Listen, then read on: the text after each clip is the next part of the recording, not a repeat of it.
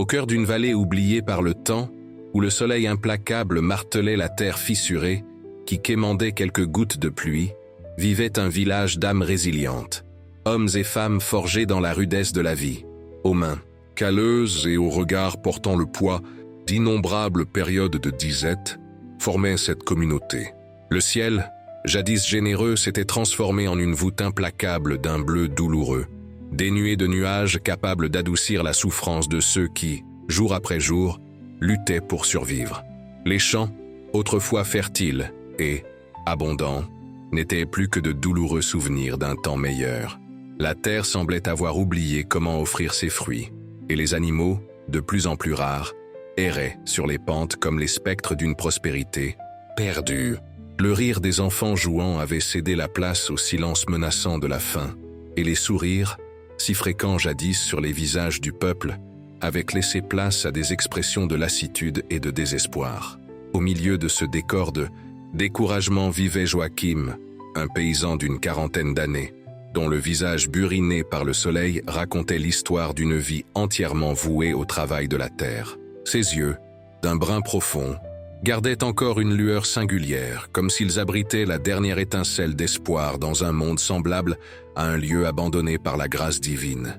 Il habitait seul dans une modeste maison en pisé et chaume, héritage de ses parents, qu'il avait quitté en lui léguant ce modeste bout de terre et une foi inébranlable en des jours meilleurs. Chaque matin, bien avant l'apparition du soleil à l'horizon, Joachim se levait déjà, agenouillé devant une petite statuette en bois représentant son saint protecteur. Ses prières, murmurées d'une voix éraflée par l'air sec, ne sollicitaient ni richesse ni facilité, mais simplement ce qu'il fallait pour que lui et ses voisins puissent survivre à un nouveau cycle d'épreuves. Ensuite, armé de ses outils usés par le temps, il se rendait à son modeste potager où il luttait contre l'aridité de la terre, espérant en extraire ne serait-ce qu'un maigre subsistance. La vie de Joachim était le témoignage silencieux de la persévérance. Même dans les jours les plus difficiles, quand la faim se faisait cruelle et que la soif brûlait la gorge, il ne se laissait jamais vaincre par le désespoir. Dans son cœur régnait une certitude presque enfantine, que même aux heures les plus sombres, une petite lumière trouverait toujours une fissure pour briller. Et c'était cette certitude qui le maintenait ferme, alors que, autour de lui, beaucoup avaient déjà abandonné. La communauté dans laquelle il vivait se composait d'environ une vingtaine de familles, toutes également éprouvées par la pénurie. Pêcheurs sans poissons, chasseurs sans gibier, agriculteurs sans moisson. Tous étaient pris dans la spirale de la disette. Les plus jeunes, ceux dont les rêves continuaient de résister courageusement, étaient partis en quête d'opportunités dans de lointaines contrées urbaines, laissant derrière eux les anciens, les femmes et les enfants, qui formaient désormais un triste tableau d'abandon et de résistance. Parmi ceux qui étaient restés se trouvait Madame Lourdes, une dame d'un certain âge, dont le corps fragile dissimulait une force intérieure impressionnante. Veuve, depuis de nombreuses années, elle vivait seule dans une petite maison à la périphérie du village. Ses enfants, tout comme bien d'autres, étaient partis chercher du travail dans les grandes villes, et les lettres, autrefois régulières, étaient désormais aussi rares que la pluie dans ce lieu aride. Les rides sur le visage de Madame Lourdes portèrent les marques d'une vie de sacrifice. Ses yeux, d'un bleu délavé par le temps, avaient déjà été témoins de trop d'adieux et de souffrances. Pourtant, à l'instar de Joachim, elle refusait d'abandonner l'espoir. Chaque jour, malgré des jambes désormais fatiguées par l'âge, elle se rendait à la petite église du village, où elle allumait une bougie et priait non seulement pour elle-même, mais pour tous ceux qui, à son image, s'accrochaient, à la fois en des jours meilleurs. Cependant, cette année-là, la sécheresse s'était intensifiée bien au-delà de tout ce que l'on pouvait imaginer. Les puits, qui fournissaient jadis le strict minimum d'eau nécessaire à la survie, s'asséchaient un à un. Les animaux, même les plus robustes, commençaient à succomber à la soif et à la faim. Le désespoir, telle une ombre insidieuse, gagnait même les cœurs les plus vaillants. C'est dans ce contexte d'extrême adversité que Joachim se retrouva face à un dilemme qui marquerait à jamais non seulement sa vie, mais l'histoire de tout le village. Après des semaines passées à travailler inlassablement dans son petit potager, arrosant les plantes avec l'eau rare qu'il parvenait à extraire de son puits presque asséché, Il avait réussi à récolter seulement une poignée de pommes de terre et quelques tomates si petites qu'elles ne couvraient guère ses mains calleuses. C'était toute sa nourriture, le fruit d'un immense effort et d'un espoir tenace. Assis à la table modeste de sa maison, Joachim regardait ces maigres aliments, avec un mélange de gratitude et d'inquiétude. Il savait que, s'il économisait bien, ce maigre butin pourrait le soutenir quelques jours de plus, le temps de trouver un autre moyen de se procurer de quoi manger. Mais il savait aussi qu'il n'était pas le seul à souffrir de la faim. Ce même après-midi, alors qu'il contemplait sa modeste récolte, Joachim entendit des coups hésitants à sa porte. Lorsqu'il l'ouvrit, il se retrouva face à Madame Lourdes, dont la silhouette frêle paraissait encore plus vulnérable sous la lumière impitoyable du soleil. Ses yeux, autrefois si vifs, étaient désormais voilés par la faim, et ses mains, tenant l'écharpe usée qui recouvrait ses épaules, tremblaient légèrement. « Joachim, mon enfant, dit-elle d'une voix faible, pardonnez mon importunité, mais cela fait déjà 3 jours que je n'ai pas un grain de nourriture à la maison. Les voisins, si généreux autrefois, n'ont plus rien à partager non plus. J'espérais que peut-être vous… » Les mots s'évanouirent sur ses lèvres desséchées, mais ses yeux continuèrent de parler, formulant une demande silencieuse qui toucha Joachim au plus profond de son âme. Il jeta un regard vers la table où se trouvaient ses maigres aliments, puis de nouveau vers Madame Lourdes.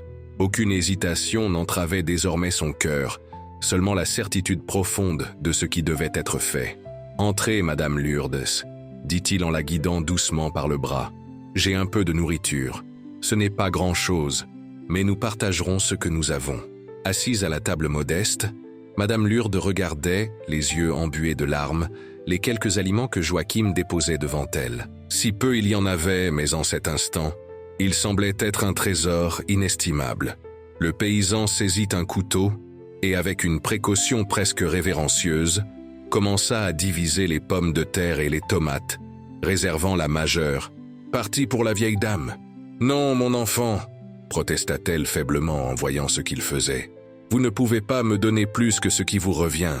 C'est le fruit de votre travail, de votre sueur. » Joachim esquissa un sourire serein qui éclaira son visage fatigué. « Madame Lourdes, en ces temps difficiles, le peu que nous avons ne prend de valeur que si nous le partageons. À quoi bon posséder de la nourriture en sachant que vous souffrez de la faim? D'ailleurs, ajouta-t-il avec un éclat particulier dans les yeux, ma mère disait toujours que celui qui partage avec générosité ne manque jamais de rien. » Au fil de ces paroles, Joachim sentit une étrange paix envahir son cœur.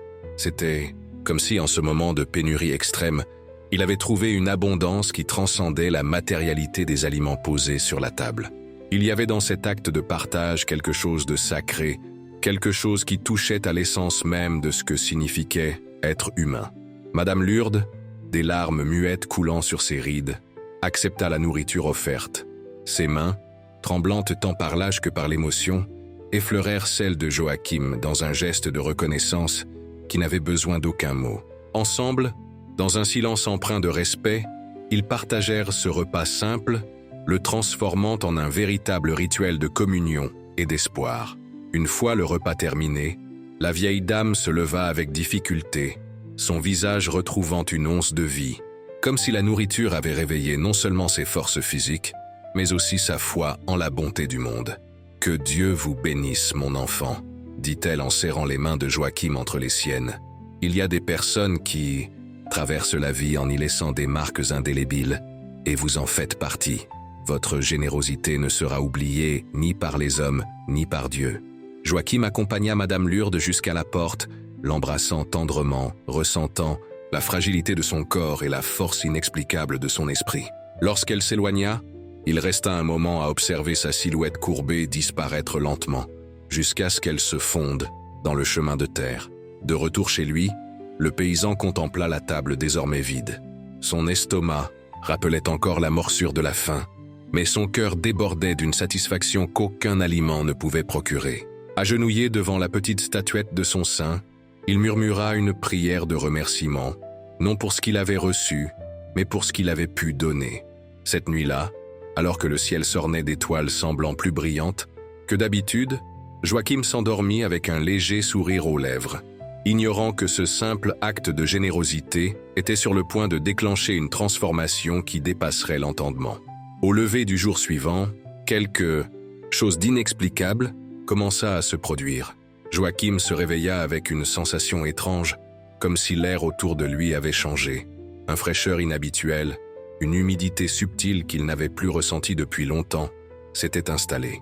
En sortant de chez lui, il leva les yeux vers le ciel et remarqua ce qui fit battre son cœur plus vite. Des nuages, petits mais indéniables, commençaient à se former à l'horizon. La surprise fut encore plus grande lorsqu'il découvrit ce qui se passait dans son modeste potager. Les plantes, qui la veille étaient flétries et sur le point de mourir, arboraient désormais un vert revigoré. Les tomates, qu'il croyait avoir toutes récoltées, apparaissaient sur de nouvelles tiges, plus grosses et plus rouges que celles d'avant. Les pommes de terre, dont il avait vu les pousses se dessécher sous le soleil impitoyable, surgissaient de la terre comme si elles avaient été semées depuis des semaines, vigoureuses et promettant une récolte abondante. Joachim se frotta les yeux, doutant de ce qu'il voyait. Il s'agenouilla sur le sol et toucha les plantes, sentant la vie pulser en elles. Ce n'était pas une illusion, c'était réel, tangible, inexplicable. Son petit potager, qui la veille semblait condamné par la sécheresse, exhibait désormais des signes d'une vitalité défiant toute logique. Perplexe et émerveillé, le paysan commença à récolter ses nouveaux fruits, remplissant sa chemise improvisée tel un panier. Il y avait bien plus que ce qu'il pouvait consommer. Seul, et tandis qu'il récoltait, une certitude grandissait en lui. Ce don n'était pas pour lui seul, mais devait être partagé. Les bras chargés de denrées, Joachim se dirigea en premier vers la maison de Madame Lourdes. À sa vue, cette dernière ne put contenir sa surprise. « Mais d'où vient tout cela, mon enfant ?» demanda-t-elle, les yeux écarquillés devant l'abondance de nourriture qu'il disposait sur sa table. « De mon potager !» répondit-il simplement. « Ce matin, j'ai trouvé tout ça pousser comme s'il avait plu pendant des jours entiers. Je n'arrive pas à l'expliquer. Je sais seulement que c'est une bénédiction et que nous devons la partager. » La nouvelle se répandit rapidement dans le village. D'abord incrus, puis émerveillés, les habitants se rassemblèrent autour de la maison de Joachim. Tous voulaient voir de leurs propres yeux le miracle qui venait de se produire. Et, à la grande stupéfaction générale, il ne s'agissait pas seulement du potager du paysan qui montrait des signes de renouveau. Partout dans le village, des plantes desséchées refleurissaient, et la terre, jadis aussi dure que la pierre, cédait sous les pas, humide et fertile. Au fil de la journée, d'autres signes de renouveau se manifestaient. Le vent, qui ne portait auparavant que poussière et désolation, amenait désormais avec lui le parfum de la terre mouillée et la promesse d'un avenir meilleur. Les nuages à l'horizon se multipliaient, se rapprochant lentement, chargés d'une pluie que chacun sentait déjà imminente. Alors qu'à l'heure où le soleil se couchait, peignant le ciel de teintes orangées et roses, la pluie arriva. Ce ne fut pas une tempête violente, mais une averse douce et régulière, tombant comme une bénédiction sur la terre assoiffée. Les habitants sortiraient de chez eux, levant les yeux pour sentir les gouttes caresser leur peau desséchée. Les enfants, qui n'avaient pas connu la joie de jouer sous la pluie depuis si longtemps, couraient dans les rues boueuses, riant et criant dans une célébration spontanée de la vie renouvelée. Joachim resta là, debout en silence, laissant l'eau couler sur son visage, se mêler aux larmes qu'il ne pouvait retenir. Il savait, au fond de lui, qu'il assistait à quelque chose qui transcendait la compréhension humaine. Il ne s'agissait pas simplement de la pluie tombant du ciel, c'était l'espoir, le renouveau, la réponse à toutes les prières, murmurées dans les nuits de désespoir. La pluie continua toute la nuit, tombant avec une douceur persistante qui permit à la terre d'absorber chaque goutte précieuse. Au lever d'un nouveau jour, le village avait subi une transformation. Le paysage, jadis dominé par des nuances de brun et de gris, arborait désormais des taches de vert se répandant tel un témoignage vivant du miracle en cours. Les jours qui suivirent virent la transformation s'accentuer. Les puits, qui s'étaient asséchés, débordaient désormais d'une eau cristalline. Les champs, paraissant voués à l'éradication, commençaient à montrer des pousses de toutes les cultures que les villageois avaient autrefois plantées en des temps meilleurs. Il semblait que la terre, après une longue période de deuil, avait décidé de célébrer la vie à nouveau. Les animaux, qui avaient disparu durant la sécheresse, refirent leur apparition. D'abord les oiseaux, emplissant l'air de chants, depuis si longtemps absents. Ensuite les petits rongeurs, les renards et même les cerfs, désormais aperçus paissant paisiblement sur les pentes verdoyantes. La vie, dans toute son abondance, réclamait sa place dans ce bout de terre que l'on croyait à jamais oublié. Mais la transformation la plus significative ne se mesurait pas à celle du paysage.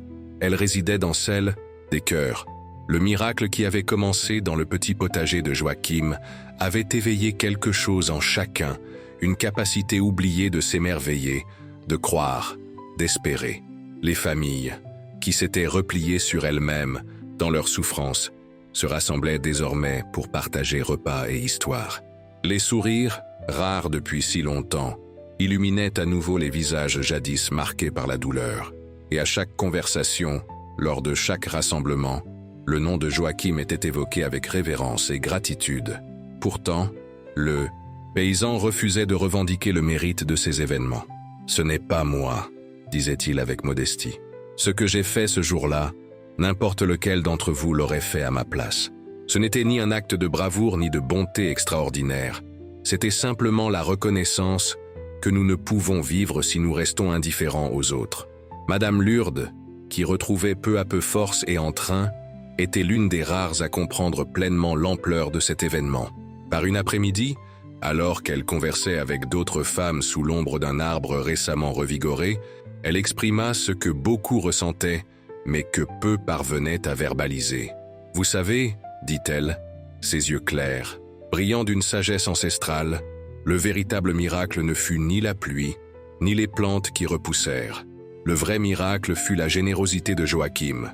À un moment où tout incitait à se replier sur soi, à garder jalousement le peu que nous avions, il choisit de s'ouvrir et de partager. Et c'est cela qui transforme le monde. Non pas les grands gestes, mais les petits actes d'un amour véritable. » Les paroles de Madame Lourdes résonnèrent dans tout le village, touchant les cœurs et éveillant les consciences. Les habitants commencèrent à réfléchir à leur propre existence, à la manière dont ils avaient réagi face à l'adversité. Beaucoup se sentirent honteux de constater à quel point la peur les avait rendus égoïstes, préoccupés uniquement par leur propre survie. D'autres s'interrogèrent sur ce qu'ils auraient pu faire de différent, comment ils auraient pu, malgré la pénurie, être plus solidaires. Progressivement, quelque chose de beau se produisit. La communauté se réorganisa autour de principes de partage et d'entraide. Des systèmes communaux d'irrigation furent mis en place afin que l'eau, désormais abondante, parvienne équitablement aux champs. Des banques de semences furent créées pour préserver la diversité agricole et garantir que personne ne se retrouve sans semences par manque de ressources. Les plus forts offraient leur aide aux plus faibles, et ceux qui détenaient un savoir particulier se proposaient d'enseigner à quiconque le désirait. Joachim, avec sa simplicité habituelle, participait à toutes ces initiatives sans jamais chercher à se mettre en avant. Il travaillait aux côtés des autres, écoutant leurs idées, suggérant aux besoins, mais toujours avec l'esprit de service qui avait marqué toute sa vie. Pourtant, même sans quête de reconnaissance, le paysan était devenu une sorte de symbole pour tous. Lorsqu'un conflit surgissait, ou que quelqu'un montrait la moindre inclination à retomber dans d'anciens schémas individualistes, il suffisait que l'exemple de Joachim soit évoqué pour dissiper les tensions et ranimer l'esprit de coopération. Un jour, environ 6 mois après le début de ce que tous désignaient désormais simplement comme le miracle, de l'inattendu se produisit. Un groupe de personnes arriva dans le village, des visages familiers que beaucoup n'avaient pas vus depuis des années. Il s'agissait des enfants, petits-enfants et parents qui étaient partis en quête de meilleures conditions dans les grandes villes. Attirés par des nouvelles relatant l'incroyable transformation de la région, ils étaient venus constater de leurs propres yeux ce qui semblait impossible. Et ce qu'ils découvrirent dépassa toutes les espérances. À la place du village mourant qu'ils avaient quitté, s'épanouissait désormais une communauté vibrante, où la vie s'exprimait non seulement dans les champs, mais aussi dans les regards et les cœurs des habitants. Parmi ceux qui revenaient, se trouvaient les enfants de Madame Lourdes. En voyant leur mère, bien plus robuste et en meilleure santé qu'à l'époque de leur départ, ils ne purent retenir leurs larmes. La vieille dame les accueillit alors dans ses bras, avec un sourire éclairant tout son être. « Êtes-vous Revenu pour rester » demanda-t-elle, entre espoir et crainte de la réponse. « Oui, mère, » répondit le plus âgé en serrant ses mains ridées entre les siennes. « Nous revenons pour rester. Ce que nous avons entendu, ce que nous voyons ici, c'est bien plus que ce à quoi nous aurions pu nous attendre. Cet endroit n'est pas seulement fait pour survivre, c'est un lieu pour vivre pleinement. » Le retour des disparus insuffla de nouvelles énergies et perspectives dans le village. Ils apportaient avec eux des savoirs acquis, durant leur périple, des techniques et idées qui, combinées à la sagesse traditionnelle des habitants restés, ouvraient des perspectives auparavant inimaginables pour un développement durable de la région. Des réunions se tenaient régulièrement sous le grand arbre central de la place, où chacun avait la parole et où les décisions étaient prises dans l'intérêt commun. Jeunes et anciens, hommes et femmes, tous participaient activement, conscients que l'avenir du village reposait sur la contribution de chacun. Lors d'une de ces réunions, fut évoquée l'idée d'organiser une célébration spéciale pour marquer le premier anniversaire du miracle. Ce serait un moment de gratitude face à la transformation vécue et une manière d'affirmer l'engagement de tous envers les valeurs qui avaient permis l'émergence de cette nouvelle réalité. La proposition fut accueillie avec enthousiasme et rapidement les préparatifs commencèrent. Chaque famille se porta volontaire pour contribuer. Certains prépareraient des plats traditionnels, d'autres se chargeraient de la décoration, tandis que d'autres organiseraient des spectacles culturels, ramenant à la surface des traditions presque oubliées durant les années de pénurie. Joachim, fidèle à lui-même, s'offrit pour les tâches les plus simples, aider à installer les tables, transporter des bancs, organiser l'espace. Mais la communauté avait d'autres projets pour lui. En secret, il fut décidé que la célébration serait également un hommage à l'homme, dont le geste de générosité avait déclenché toute cette transformation. Quand le grand jour arriva, le village se réveilla en fête. Des guirlandes colorées ornèrent les rues, et l'odeur des plats traditionnels, préparés avec les fruits d'une terre désormais fertile, emplissait l'air. Des musiques que l'on n'avait guère entendues depuis longtemps résonnaient, jouaient sur des instruments récupérés de vieux coffres, et tout le monde se dirigeait vers la place centrale, lieu de la célébration principale. Joachim, ignorant ce qui l'attendait, se rendit sur la place avec les autres habitants. Il fut accueilli avec des sourires énigmatiques et des regards complices qu'il ne comprit d'abord pas. Ce n'est que lorsqu'il arriva au centre de la place et vit une petite estrade improvisée portant une banderole avec son nom qu'il commença à saisir ce qui se tramait. « Non, non », protesta-t-il, cherchant à reculer. « Ce n'est pas nécessaire. Ce n'est pas moi qui ai fait ce miracle. » Mais Madame Lourdes, présente auprès des responsables de la communauté, saisit fermement son bras. « Viens, mon enfant, » dit-elle doucement. « Personne ici ne prétend que tu as accompli ce miracle seul. Nous savons que c'est la grâce de Dieu qui nous a visités. Mais c'est à travers ton exemple que nous avons appris la véritable leçon, que même dans les moments les plus difficiles, quand tout semble perdu, un simple geste d'amour peut ouvrir les portes de l'impossible. » À contre-cœur, Joachim monta sur l'estrade, accueilli par des applaudissements chaleureux. Toute la communauté était rassemblée, y compris les enfants aux joues rosées et aux yeux pétillants, si différents des visages autrefois apathiques et désespérés. Le maire du village, un homme d'un certain âge qui avait dirigé durant les temps les plus durs et qui partageait désormais ses responsabilités avec un conseil représentatif, prit la parole. D'une voix émue, il raconta l'histoire que tous connaissaient, mais qu'on ne se lasserait jamais d'entendre. Comment un simple paysan au cœur de la sécheresse, alors que chacun luttait pour survivre, avait choisi de partager son dernier aliment avec une vieille dame affamée. Et c'est de ce geste qu'est né le miracle qui a transformé non seulement notre terre, mais nos cœurs, conclut le maire. Aujourd'hui, nous ne sommes pas ici uniquement pour célébrer le retour de la pluie, les plantes qui poussent, les animaux qui reviennent. Nous sommes ici pour célébrer la redécouverte de ce que signifie être véritablement humain, aimer, partager et croire qu'il y a toujours de l'espoir, même dans les nuits les plus sombres. Les applaudissements fusèrent avec enthousiasme. Par la suite, plusieurs personnes prirent la parole sur l'estrade pour partager leurs expériences personnelles, racontant comment l'exemple de Joachim avait touché leur vie et transformé leur existence. Enfin, arriva le moment tant attendu. La parole à Joachim lui-même. Le paysan, visiblement embarrassé par toute cette attention, hésita un instant. Puis, avec une simplicité désarmante, il commença à parler, sa voix rauque portant la sincérité de chacun de ses mots. « Mes amis, dit-il, je vous remercie de tout cœur pour cet hommage, mais je dois vous dire que je ne le mérite pas. Ce que j'ai fait ce jour-là, n'importe lequel d'entre vous l'aurait fait s'il avait été à ma place. Ce n'était ni un acte de courage ni une bonté extraordinaire.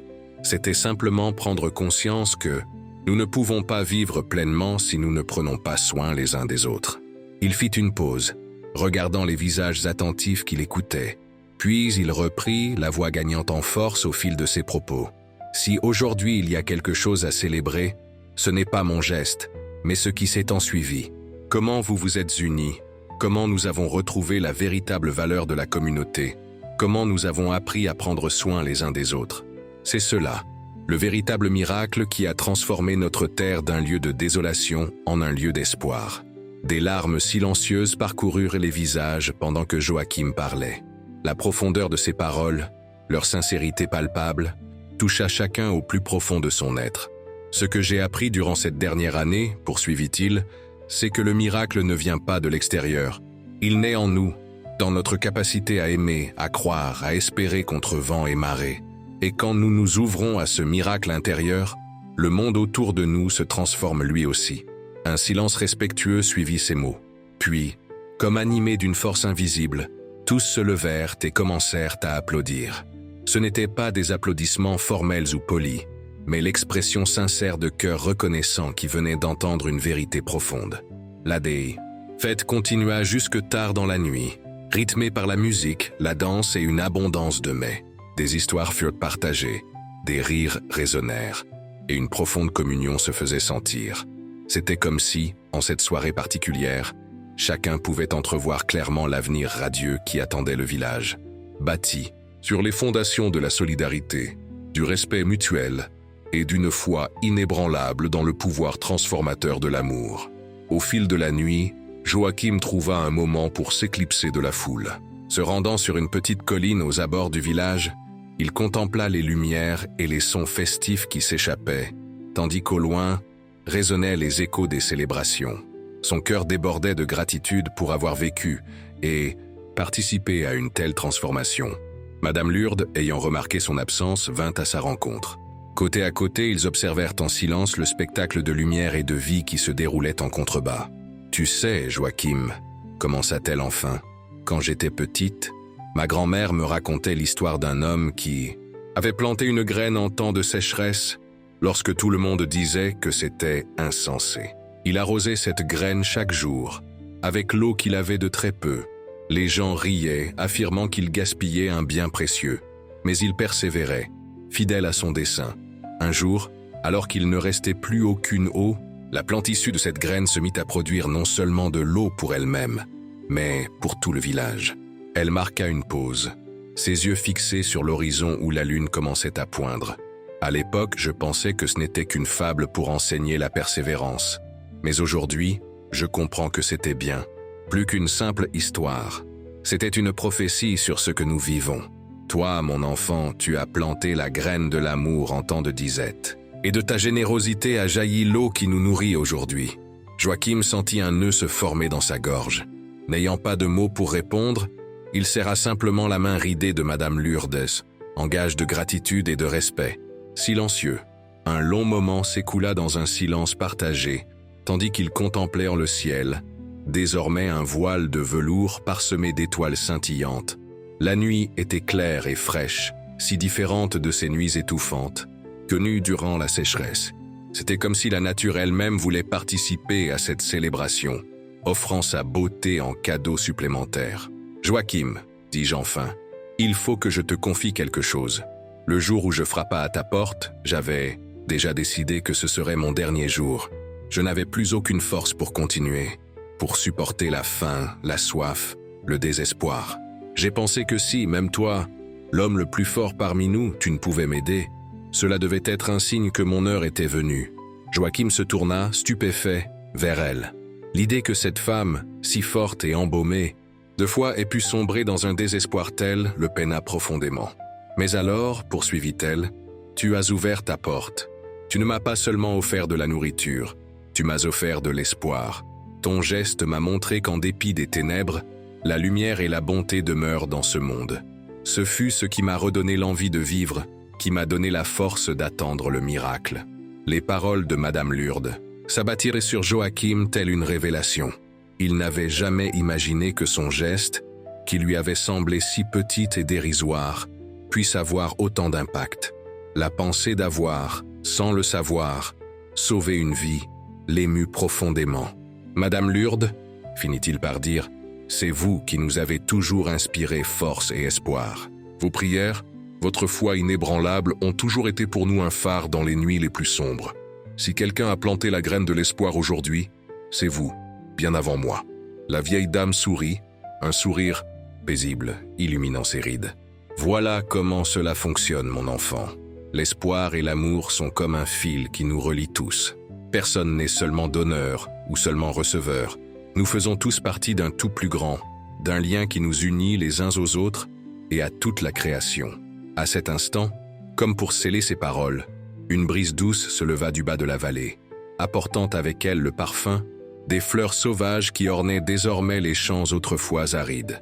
C'était un arôme doux et en même temps puissant, semblable à la vie elle-même qui renaissait en ces lieux. « Il est temps de rentrer », déclara Madame Lourdes se levant avec une agilité surprenante pour son âge. « La fête est aussi la tienne, Joachim, et le village ressentira ton absence. » Ensemble, ils descendirent la colline en direction des lumières et des sons de la fête.